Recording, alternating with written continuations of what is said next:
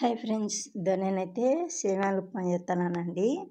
వచ్చేసి ఒక గిన్నె సన్న గిన్నెతో ఒక గిన్నె సేమ్యాలు తీసుకున్నాను. వచ్చేసి కరివేపాకు, పచ్చిమిరపకాయలు, టమాటకాయలు, ఎర్రగడ్డలు, జీలకర్ర, ఆవాలు, ఎండుమిర్చి అనేవి నేనైతే ఆయిల్ వేసినాను. 4 స్పూన్లు ఆయిల్ వేసినానండి. దీనికైతే అంత ఎక్కువ పడుతుంది తాలింపుకి. వచ్చేసి ఫ్రై అయితే చేస్తున్నాను. ఇవైతే ఫ్రై అయిన తర్వాత మళ్ళీ జీడిపప్పు అయితే వేస్తున్నానండి. జీడిపప్పు వేసినాను. జీడిపప్పు వేసిన తర్వాత ఇవి కొద్ది ఫ్రై అయినిచ్చి మళ్ళీ ఒకటిన్నర వాటర్ పోస్తున్నానండి. ఒకటిన్నర గిన్నె ఇదైతే ఖచ్చితంగా సరిపోతాయి. ఒకటిన్నర గిన్నె నీళ్ళు. ఇదైతే మళ్ళా సిమ్లో అయితే పెట్టుకొని ఉడికించుకోవాలండి. తగినంత ఉప్పు వేస్తున్నాను.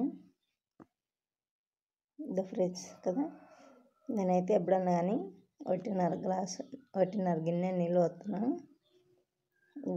ఫ్రెండ్స్ తెరులుతుంది కదా, తర్వాత ఇవైతే వేయించుకున్న అవసరం లేదు ఉప్మాకి. నేనైతే సేమ్యాలు అయితే వేస్తున్నానండి. ఇప్పుడు సేమ్యాలు వేసిన తర్వాత సిమ్లో పెట్టుకొని ఉడికించుకోవాలా. అప్పుడు మన సేమ్యాలు అనేది బాగా మెత్తగా ఉంటుంది, పొడి పొడిగా ఉంటుంది ఫ్రెండ్స్.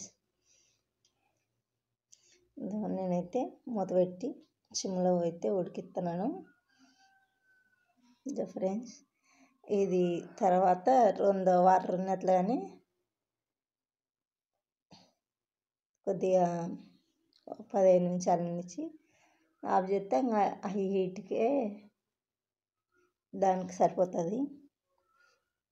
ఫ్రెండ్స్, నేనైతే కొత్తిమీర వేసుకుంటున్నాను. కొత్తిమీర వచ్చేసి వేడి దీంట్లోకైతే పొడి అయితే బాగుంటుంది. అంతా అయిపోయింది. ప్లేట్లోకి అయితే తీసుకుంటున్నాను. ఇలా అంతా తీసుకొని పిల్లలు కానీ బాగా ఇష్టంగా తింటారు.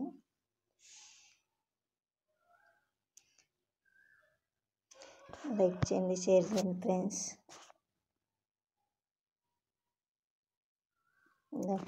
నేనైతే తీసుకున్నాను. దీంట్లోకి అయితే పొడి. బాయ్.